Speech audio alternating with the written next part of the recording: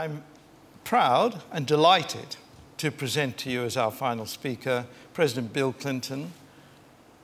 And if the President is here, ladies and gentlemen, the 42nd President of the United States, founder of the Clinton Foundation, William Jefferson Clinton.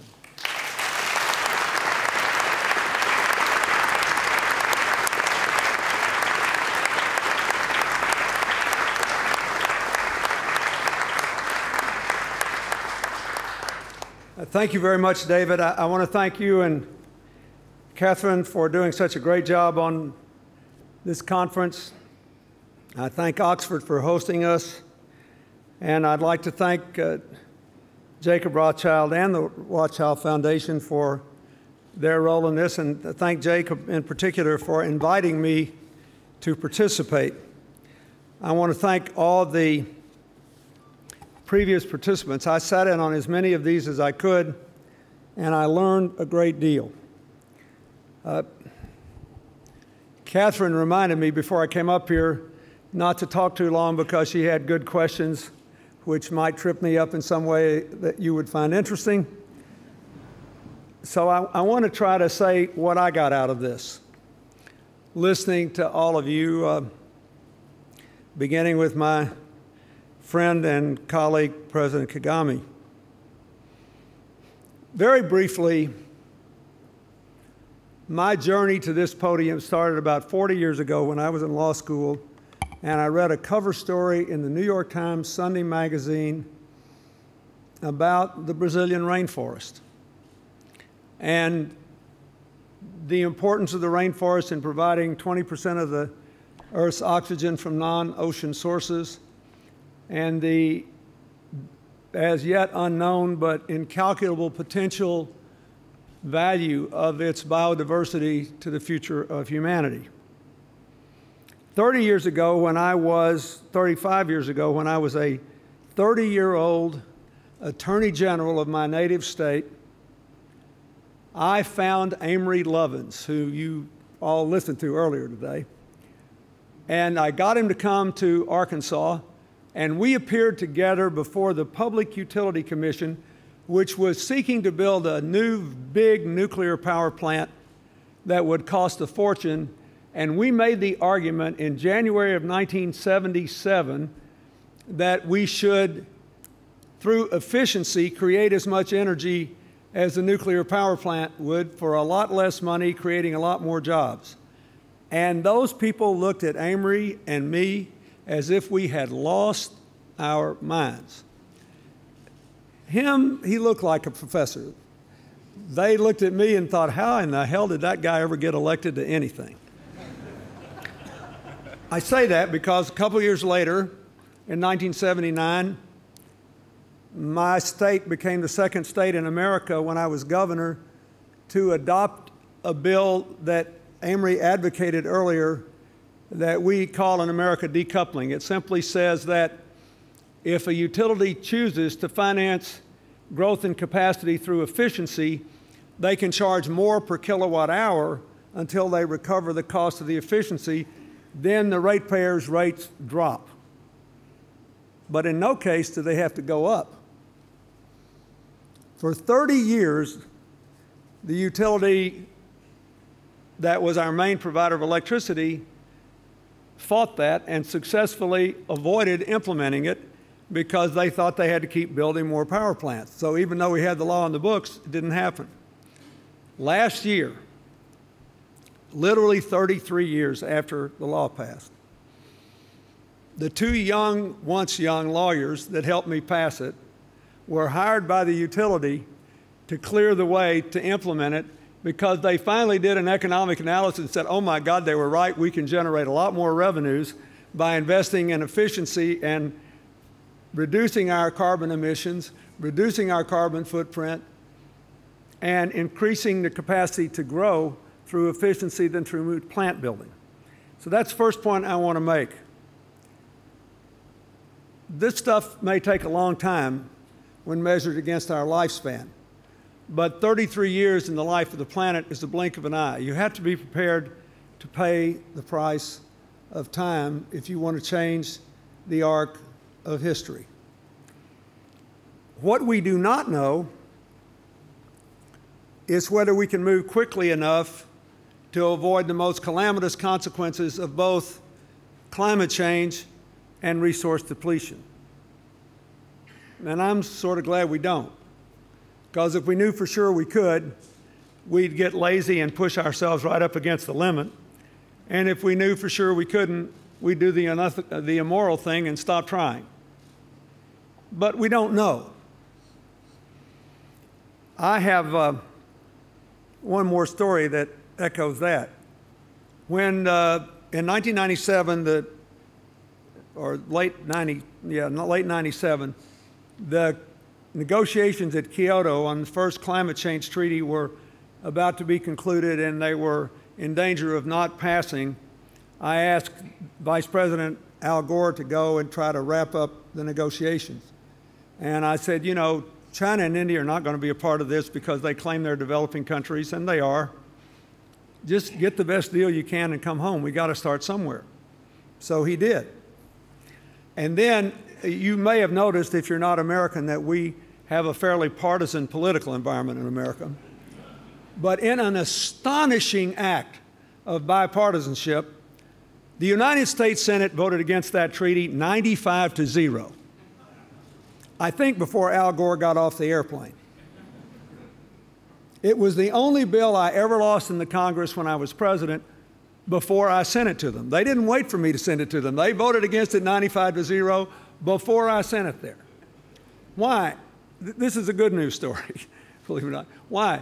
Because at that moment, the prevailing opinion in America was still that no country could become rich, stay rich, or grow wealthier unless it put more greenhouse gases into the atmosphere and consume more resources every year. Now, we still have some people who believe that in America, but most people don't. We have come a very long way. But nobody knows exactly how and whether we're going to move fast enough to avoid the most calamitous consequences of climate change and resource depletion. Here's what I think we do know. My foundation works with the C40, as you heard. There are now 58 cities in this 40-city network, and they are about 8% of the world's population, about 14% of its emissions, and about 20% of its GDP. And they've done nearly 5,000 specific projects that have made a real difference in building retrofits, in urban transportation, in clean energy, in closing landfills and recovering the methane. And we do a lot of work on our own in lighting and reforestation and a number of other issues.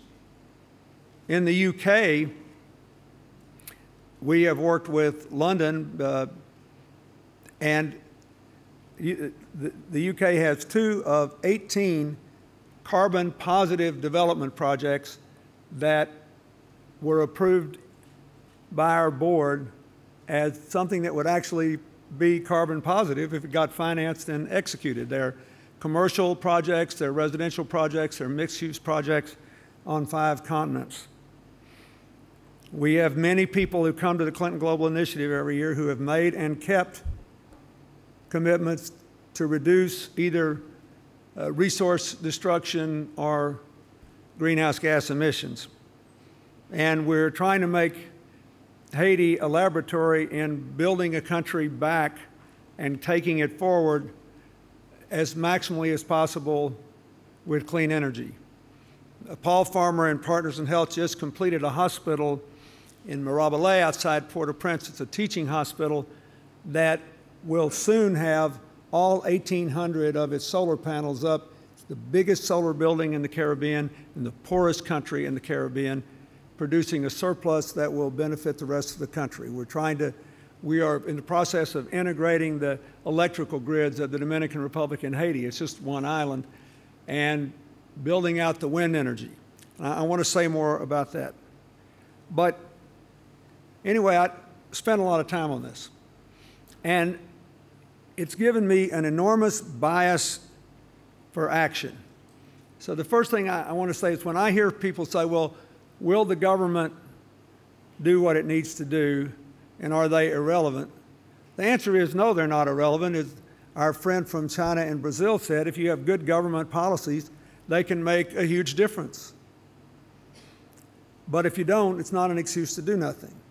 If you heard the business panel this morning, you know that businesses that adopt a sustainability model on balance are more profitable than those who don't. That it's good economics. Finally, and most importantly, whether we do what we're supposed to do depends upon changing the whole consciousness of a significant number of voters. Remember when Mr. Miliband was talking today about whether you could do what was right for the long run and still get elected? And he said, it's not the long run that beats you. People aren't going to vote against you for doing this.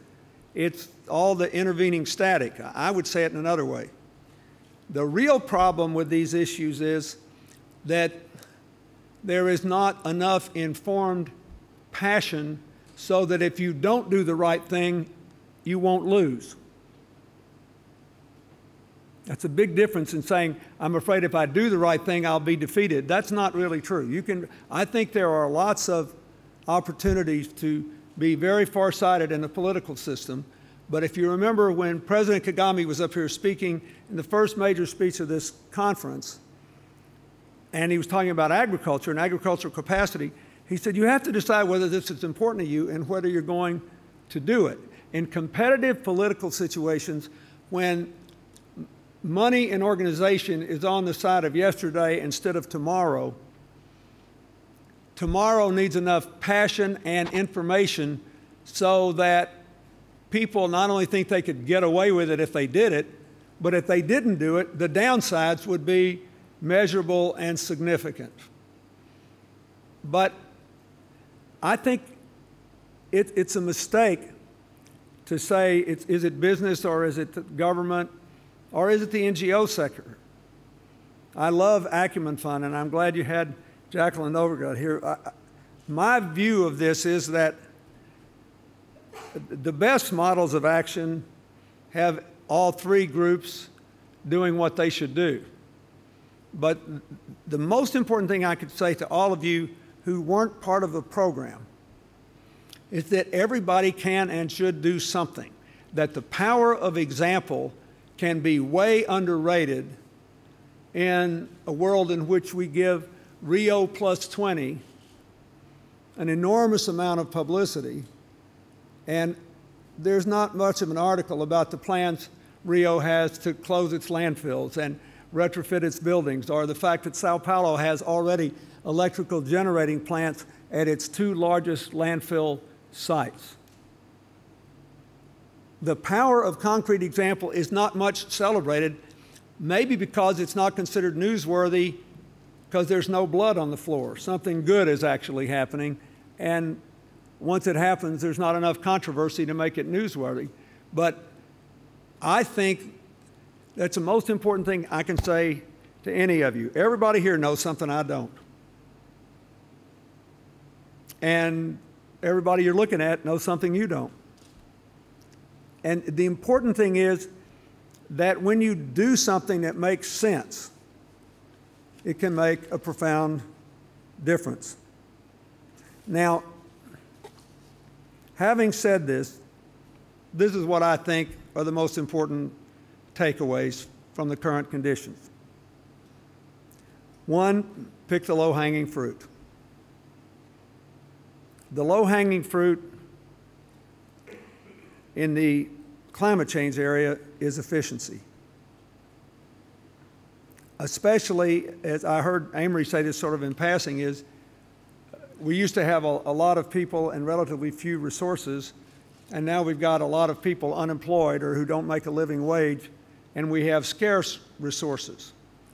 In the US, for every $1 billion you spend creating energy, you get 870 jobs if you build a coal-fired power plant, 1,900 jobs if you do solar, 3,300 jobs if you do wind, and you make the propellers and the turbines and the poles in country, and 7,000 to 8,000 jobs on building retrofits. pick the low-hanging fruit. Organize a system of finance that's just say yes. Let the people who own the buildings pay back only from their utility savings or only on their property savings, either with on-bill financing or with what we started so long ago, this decoupling movement.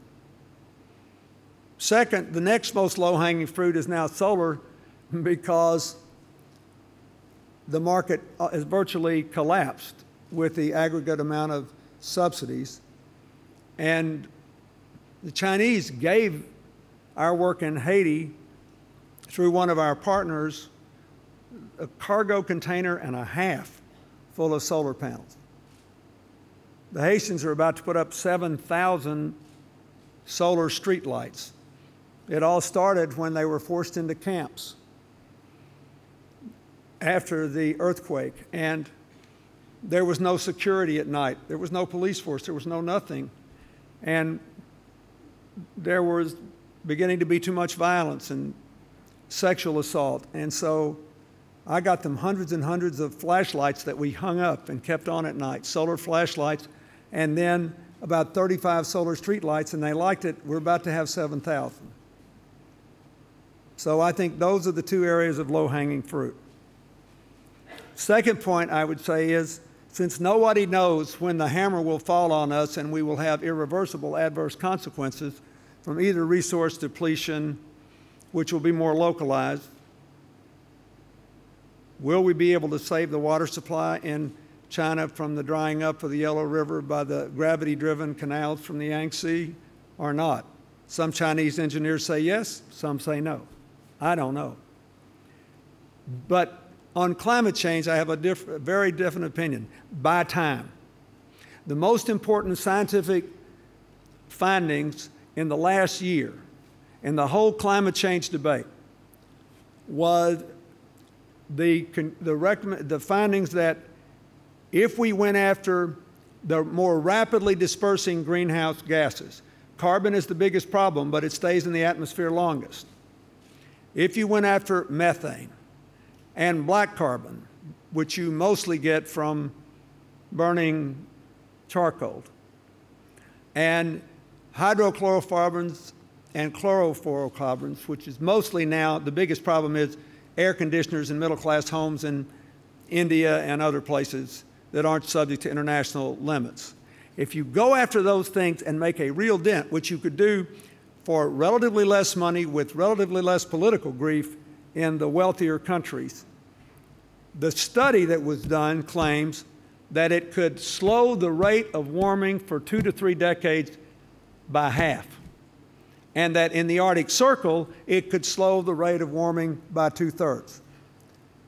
If this is true, everybody in Northern Europe should be in favor of this, because the good news about global warming is that soon you'll be able to take a nice little boat across the North Pole in the summertime.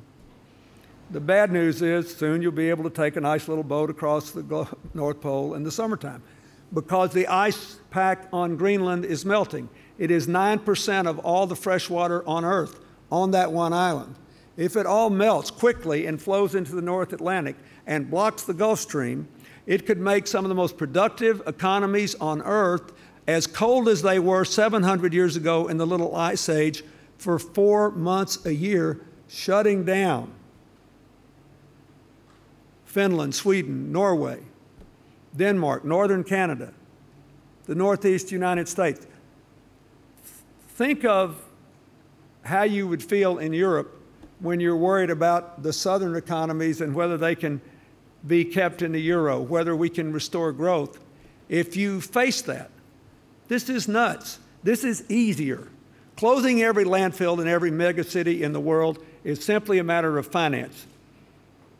You can recycle the plastic, metal, and glass. You can turn all the organic material into usable fertilizer. You can do lots of things with the waste that's left, either generate power directly, co-generate for manufacturing, cover it and take the methane off and make sure it's safely disposed of. This is crazy. These landfills are gold mines. It's just that they don't have utility plant financing available to them. And we have helped Lagos, Delhi, Mexico City, and a number of other people to set up mechanisms to close their landfills and recover power.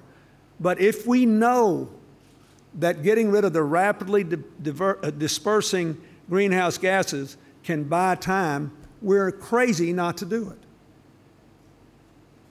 That's why I'll make a little plea for my wife's pet project here. That's why I'd like for other countries to support this Clean Cook Stove initiative.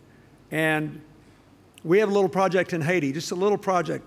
They didn't have any domestic garbage collection in Haiti, even before the earthquake.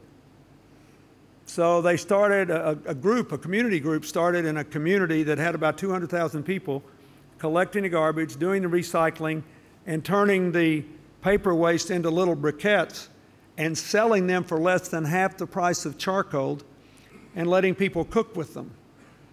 And in a country where 70% of the people were living on less than $2 a day, cutting your cooking costs by more than 50% was a big deal. We now have bigger ovens providing the cooking for children in school being run by these little briquettes. There are 1,000 opportunities to do this, but I recommend buying time. The third point I'd like to make that I think we heard in 1,000 ways is you can make big examples in small places. The Caribbean, where I spend a lot of my time, not just in Haiti, has the highest electric rates in the world. The sun shines on every island 300 days a year. On a particularly bright day about 3 weeks ago, Germany produced, I believe it was 66 gigawatts of solar energy. They were the first country in history ever to produce that much from the sun, in a country where on average the sun shines as much as it does in London. And notwithstanding the economic drag of the subsidies, the Deutsche Bank study, not the Greenpeace study, the Deutsche Bank study says that the Germans have netted 300,000 jobs out of their efforts. Others rate it lower, but the point is the U.S. is ranked first or second in the world in the capacity to generate electricity from the sun and the wind. And because the sun shines brightest and the wind blows hardest where the people are not, we haven't maximized it yet because we don't have a modern grid that will carry the energy to where the people live.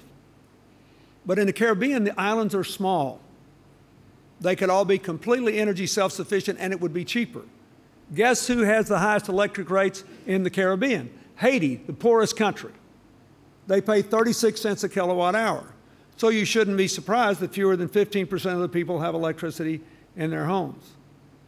We now have the capacity, because of the enormous increase in production and the enormous drop in price, to bring to Africa, to East Asia, to the poorest parts of Latin America, to Central America and the Caribbean, virtually universal access to distributed electricity through solar, and I think we should do it. The last thing I'd like to say is the island nations of the world, on this point, the island nations of the world are among those most vulnerable to climate change. We almost have a moral obligation, at least, to let them be the symbols of our efforts to resist it. So it's not just in the Caribbean, it's the Maldives, where I worked very hard after the tsunami, and they actually think there's a reasonable chance they won't be around in 50 years. So we should do this.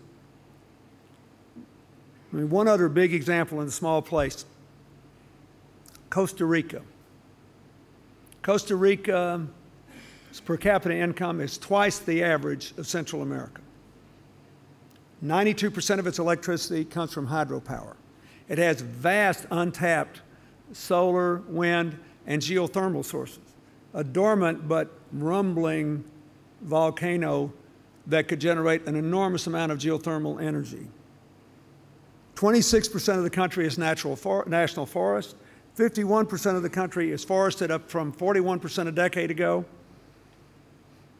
And their per capita income is twice the Central American average. they do import $1 billion worth a year of oil for gasoline that powers their cars. So I was recently there. I went to see Laura Chinchilla, the president of Costa Rica. And apropos of my consciousness problem, she represents the center-right party. She would be, in America, sort of a moderate Republican. She says to me, can you imagine anybody saying this? She said, you know, we probably have oil reserves under the ground and off the coast, and we have no intention of finding out. We don't want to know. We want to be a green country. We want to brand ourselves. We want to prove we can have a sustainable economy.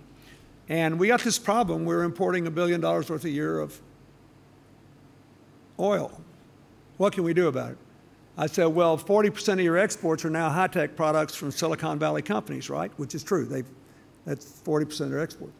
I said, those people all finance these electric car companies. Why don't we make an electric car in Costa Rica? You can set up the recharging sessions because every community in Costa Rica has a school, a health clinic, or both.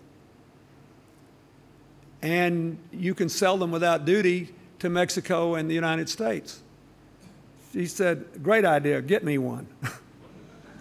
So I'm trying to get her an electric car company. But the point is, how many presidents do you know who could be told, well, Madam President, you might have oil reserves under the ground? How many do you know who would say, I don't want to know, I want an electric car company, I want every single person in Costa Rica driving an electric car within 5 or 6 years? So little examples can make a big impact in small places. So fourth thing I'd like to say is process matters. People are not stupid. They may not know, but they're not dumb. And I really appreciated the leader of the Bank of China talking about the local conflicts in China. We think, you know, oh, it's a top-down country, there are no dilemmas, everything's fine. And they do have problems. They do have challenges. Process matters. One of the reasons Costa Rica works is that they've been working for decades in letting everybody be heard. Even though their per capita income is twice the Central American average, it's not a rich country, but people who live in the lowland cities pay much higher water rates so they can ship money to farmers in the highlands to keep the forest up instead of tear them down. Because they understand how they're connected. In Tanzania, we have a reforestation project run by a young Tanzanian university graduate, and he insisted, he said, my people may have an income of less than $300 a year. They may have no education, but they're smart. If you want me to take this job, you have to give me one day just to talk to them about climate change. And then we let them all pick the trees they want. So in the 3 villages we worked in, the first 2 picked orange and mango trees so they could earn money. In the 3rd village, which was fairly near the water but was killing hot year-round, they said, no, we want fast-growing trees that we can actually harvest in a sustainable way so we can have wooden houses, not brick or mud houses. So that's what we got for them. And they're very happy in their wooden houses. Then they got their carbon credit money. Keep in mind, this area has a per capita income of less than $1 a day. Nobody has any education. There's not a nearby school for the children. So we said, okay, here's your money. They said, we only want, and they decided, we only want 55% of the money. We want to save 45% so that the rest of our neighbors can go into this program and we can all be part of it. Then we'll build schools, then we'll have health clinics, then we'll have a road where we can get our crops out of here. Because there was a stakeholder process. The thing I like Brazil's chances of all the big countries. I don't agree that they don't have some dilemmas with the rainforest. It is true they have a lot of free farmland, but they need a Homestead Act like America had in the 60s so that the farmers can go where the land is. Because what's happening is if you had a Homestead Act, you could complete the rainforest preservation. President Lula cut rainforest destruction by 75% but he took the low-hanging fruit. He just had to get the timber companies out. So he made them a different deal. All the rainforest destruction now is from soybean farmers and cattle ranchers who are being driven from the deep topsoil by the expansion of a good thing, the ethanol program. This is the 5th year when Brazil is the only country in the world to use more cane ethanol than gasoline. But Brazil's a huge country. They can't up and move the cattle ranchers and the soybean farmers somewhere else unless there's some incentive organized system to do it. But the reason I like going there is they have stakeholder meetings. About a year ago, I went to Manaus to a meeting on the rainforest, on the edge of the rainforest, to talk about these dilemmas and about the fact that they need more power, and if they build these 3 dams, they're going to tear down a lot of rainforests and get rid of a 2,600-year-old tribe. Those tribes should be paid. They take care of the rainforest for the rest of us. God only knows whose grandchild they're saving by keeping the rainforest up, depending on what is found there. Now, that's not the point. In this highly contentious modern world, I went into a meeting where the woman who ran for the presidency on the Green Party ticket was sitting with the representatives of the native tribes and representatives of the utility companies, the oil companies, the Chamber of Commerce, the small business community, and they're all sitting around talking to each other as if they're intelligent, sensate, honest human beings, knowing there's no perfect solution to this dilemma. The decision matters, but the process sometimes matters more to keep it going over the long run, because there's not always a perfect answer. The final point I would like to make is this. This goes to what David King said earlier, do we need a different definition of progress that's non-material? My answer to that is nobody knows yet, and if you said it just like that, a lot of people would hear it as, why do you want to keep the people of Rwanda poor? What we need is a different level of consciousness that weighs in a different way the competing claims of common good and private gain, the competing claims of cooperation and conflict, the competing claims of yesterday and tomorrow. I just read E.O. Wilson's The Social Conquest of Earth. It's almost certainly his last book. He's 87 years old. And he had made a point he's made for decades, that the cooperators have inherited the earth. Ants, termites, bees, and humans. And we've done greater things because we're so much smarter. But because we humans are so much smarter, we are arrogant. And we always think we can push the envelope and outsmart the laws of balance. So we are still capable of self-destruction in a way that ants, termites, and bees aren't.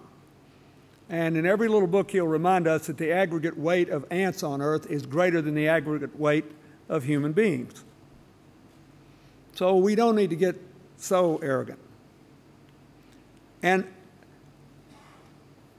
I believe that in a complex world like this, creative networks of cooperation have to triumph over conflict models. I just don't think you can get to good decisions unless you bring in people who know different things and understand them differently. I also believe you have to have a stake in the future.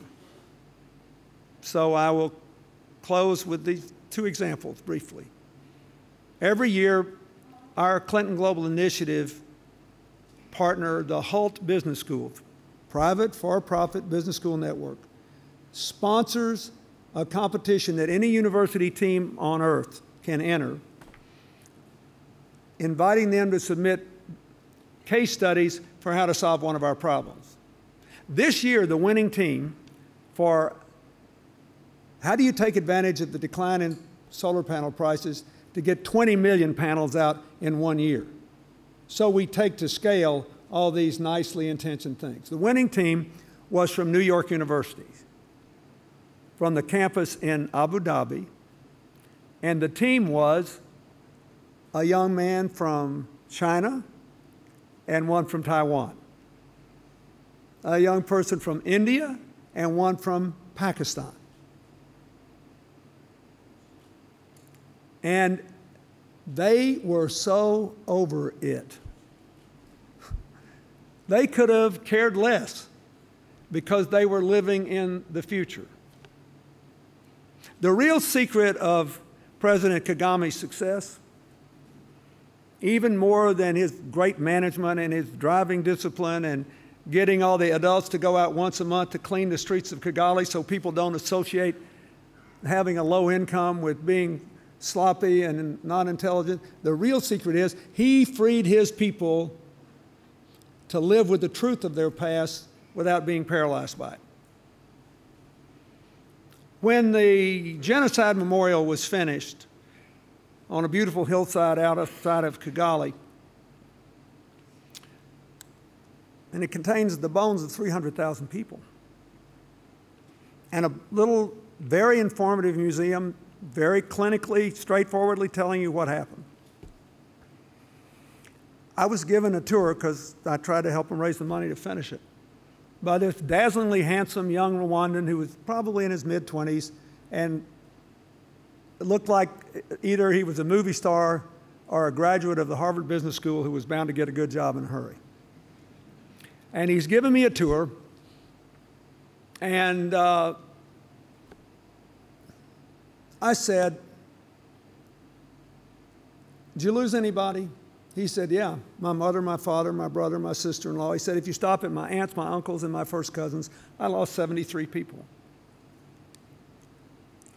And I said, "This must be horrible for you." He said, "No, this is therapeutic." He said, "Our president tells us we have to face the truth so that we can be freed from it and go on and live in the future." And I said, "You know, when I first came here, I asked to meet with 6 of the survivors. And I met a woman who reminded me so much of you. She lost her husband and 6 children. And she decided she could not have been spared by something as mean as vengeance. So she opened an orphanage and took in children, orphans, without regard to their ethnic background or tribal background, and placed them in families without regard to it. A marvelous woman." He smiled and he said, "Well, I should remind you of her. She is my aunt. We lost the same 73. 2 free people, free to live in the future, free to live with the facts. David, the answer to your question is someday we may have to decide that the common good is more important than the private gain, and that there will be no more private gain without a common good which puts a value on the air, a value on the water, a value on the resources. But if we go into that future together, we will cross that bridge when we come to it. And in the meanwhile, we'll be madly doing other things that will minimize the chances that we'll have to do it. That's what I got out of this conference and what little I've learned in my long life. Good luck, and thank you very much.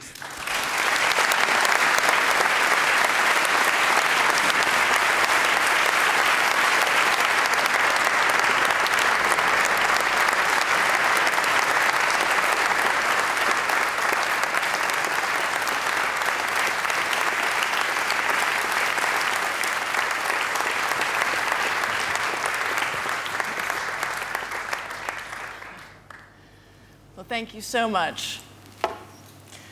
I think I speak on behalf of everyone here that we're just thrilled that you could join us, not just to make this speech today, but also for the past 2 days. We really are very grateful. Now, I have the unenviable position of trying to go through hundreds of questions and try to make some sense of these. But there's a few, and I'm going to go to what you were talking about. I'm going to give you a couple of questions that are all around the same topic, and then you can answer that. So one of them starts out, I think, very nicely, which says, a politician thinks of the next election, a statesman for the next generation. How do we create statesmen as opposed to politicians? In relation to that, we also have, having been a politician within a democratic system, You know better than anyone the short-term pressures under which governments today operate. How can we encourage a long-term perspective on critical issues such as the management of natural resources? And then I refer back to your conversation about politicians needing passion. Well, Harry Truman once said a statesman is a dead politician. I mean, and Lord Keynes once said, in the long run, we're all dead. So I think, here's what I think. I think at different times and different places, more can be done than others. You have to do what you can. I almost got a carbon tax passed in the United States Congress in '93. We got it through the House. And in the Senate, I had a majority of my party, but enough of them came from coal-producing states that they wouldn't vote for it. So I couldn't get it through. So we set about doing 50 other things that were all smaller, but they added up to something. That's what I think you have to do. I think that it's just never as simple as the categories indicate. You just have to do what you can. And parliamentary systems normally contain more opportunities to do more in that way than systems like ours, where the American people think, usually wrongly, that they're better off with the president of one party and a Congress of another. It may keep more extreme bad things from happening, but it's harder to make more good things happen. So again, I think you have to make, but the political trick is to make the long run immediate to people, to make people understand there are consequences. Because if you think about it, in all of our lives, there are things, decisions we make all the time for the long run. If we decide to go to a university and then pursue an advanced degree, we've made a decision to defer a lot of things because of the capacity it will give us to have an impact in the long run. If you make a decision to make sacrifices for your children when they're young because of the life you hope they'll have, whether you're around to see it all or not, you've made decisions for the long run. People are not always blindly and self-defeatingly selfish, but at various times things will be possible that aren't at others. You just have to grab what you can and keep going. I'm telling you, you just have to maintain your bias for action and realize that even things that may seem small against the magnitude of the problem may have an impact on consciousness, may have an impact on what people sense is possible. And that's what I keep pushing people to do. Get up every day and find something you can do. One little thing to do is more important than a big speech. Following on from that, we have a largely financial audience here, although, of course, we have a mixture of business people, CEOs, and academics. But for the financial industry, what do you think they can do to show leadership in this area? Well, I believe you had Professor Stout giving you the speech about the quarterly shareholder value should not be the only benchmark by which we judge corporations. I think the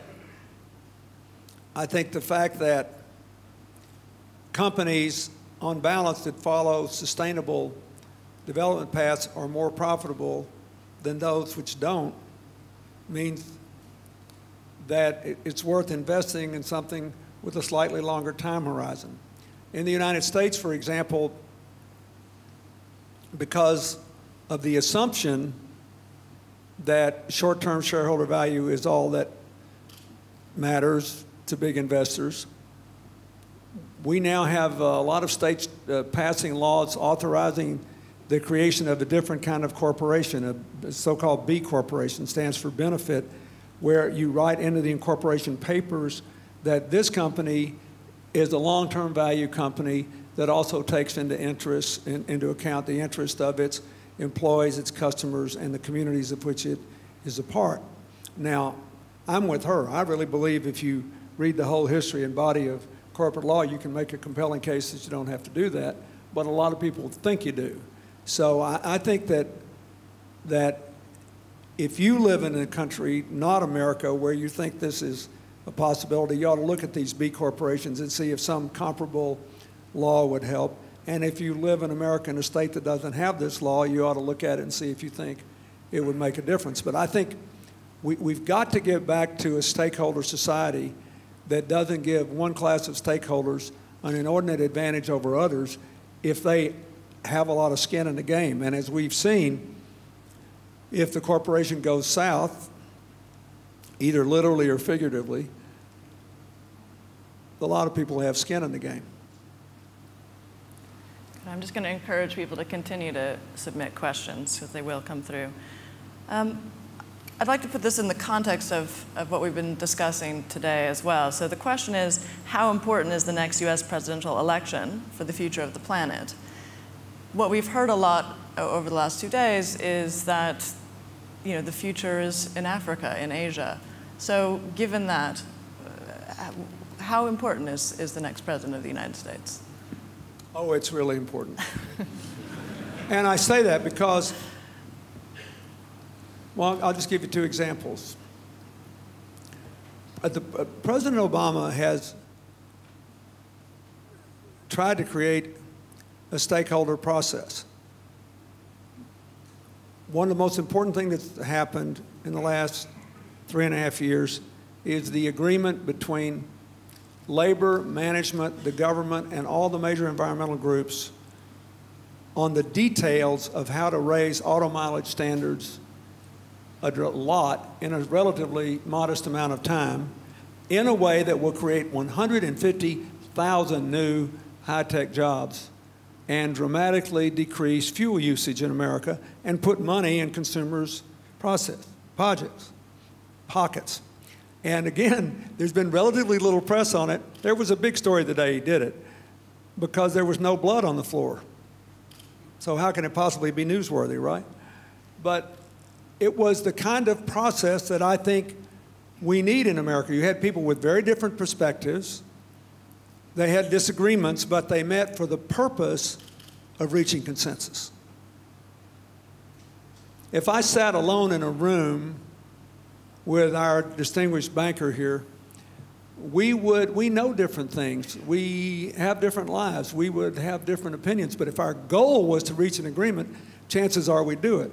If our goal was to go out and make points on whichever TV station most likely identified with our politics before we went in the room, most likely we wouldn't reach agreement. So I think this is important. And I think the president clearly would like to do something about climate change. Once again, the House of Representatives passed a cap-and-trade bill, and the same people that beat me on the carbon tax beat us on a cap-and-trade bill in the Senate. But we can do a lot of things. The Environmental Protection Agency passed laws on carbon emissions, which will lead us to close probably 10% of our oldest coal-fired power plants. They don't even produce 10% of the energy we generate from coal, but they are responsible for 30% of the greenhouse gas emissions. And since we're rolling in natural gas now, we can bring back up the gas plants, which we phased out in the 70s because we thought we were running out of natural gas. And that's a simple short-term thing we can do. So I think it matters a lot on the subjects that we're here to talk about. And a lot of other subjects. I think it matters in a larger sense because I think the only strategy that makes sense is to say we are going to share the world with other human beings and share its resources. And we are either going to adopt a policy of shared benefits and shared responsibilities and a shared sense of community, or we're going to share it in a negative way and act as if every struggle is a zero-sum game. It is the fundamental decision of the 21st century. People ask me all the time, do you think America and China will be in conflict in the future? I say, gosh, I hope not. And I sure hope they don't have a real estate housing bubble burst. And I don't wish them any ill. I want us to share the future in a positive way. Should China and the U.S. prepare for the worst? Well, of course, everybody prepares us for the worst. But you should work for the best. And the only way you can work for the best is if it's a positively shared future instead of a negatively shared one. That leads nicely into our final question here. How optimistic do you feel about our ability to respond and adapt to the changing demographics and their impact on finite natural resources? Well, I always see the glass as half full. I always have. Because I believe that pessimism is an excuse for paralysis and inaction. But the truth is, I don't know, like I told you at first. I just had a meeting, Nairi Woods and I had a meeting before we came in here with representatives. She represents the Blavatnik School, and I had some representatives from my Clinton School of Public Service. We talked about how we might work together on our service projects in the future. And if you go through our 2-year program, half your time has to be spent in the field doing. And they have a big service component. So when I talk to these young people and I see how they relate to people in different cultures and different backgrounds and different life stories, I'm wildly optimistic. They have a consciousness of shared prosperity. When I was listening to that young man up here talk about what he was doing in India to help farmers, I think, by the way, smallholder farmers have been way undersold in their potential to contribute to meeting the world's food needs and actually be efficient if they have good supply chains and ways of storing the food and lots of other stuff that I've worked on in Africa. But I'm optimistic. But the main thing I have to tell you is being pessimistic is dumb because it's an excuse to do nothing. It's an excuse to blame somebody else, and it won't make you happy when you get up in the morning. I mean, after all, we're all just passing through here, right? I mean, maybe we'll live to be 100, but we're still just passing through. What people need something to look forward to when they get up in the morning. And it is foolish to be pessimistic about something or to be wildly, unrealistically optimistic about something that you actually have no way of knowing. So that's what really, I read E.O. Wilson's book on the social conflict of Earth all the way through the end as quick as I could because I wanted to see what he'd say. He is, after all, 87. He doesn't have all the time in the world to live. And he's been telling us about all the dumb things we're doing for decades now. And we get to the end, and he said, you know, I don't know if we're going to do what we need to do to avoid massive resource destruction that will throw the whole chain of life out of whack and bring an end to Homo sapiens. But all I know is every time we've gotten close in the past, we've slipped the noose and gone ahead. And I kind of think that's what's going to happen again. So if you want to know what I think, that's what I kind of think. I think that it's more than luck. I think we have an intuitive instinct for survival. And I think down deep inside, all of us know that our interesting differences make life more fascinating, but our common humanity is more important in an interdependent world. The most important discovery of the Human Genome Project to me, as a man who was proudly a politician for a long time, is that if you look around this room, every non-age-related difference you can see, race, gender, eye color, body shape, you name it, every non-age-related difference is rooted in 1/2 of 1% of your genome. Which, how dumb is it that we all spend 99.5% of our time thinking about the 0.5% of us that's different from everybody else? Forget about politics. I wish I didn't have gray hair. I wish I were a little taller, a little thinner, a little whatever. You know, we do it, a little smarter. You know, I think it's going to be okay. We just have to do what makes sense and get up in the morning and not be bored with putting one foot in front of the other. You know, when we ask these questions, and I don't mean, I'm glad you asked me the question, but it's like if you look at a soccer game, it'd be like you're a failure if you don't get a goal every time you kick the ball. Are you a failure if you don't win every game? No, you're a failure when you quit playing. So that's my message. I'm optimistic, but I don't know. All I know is you got to keep playing.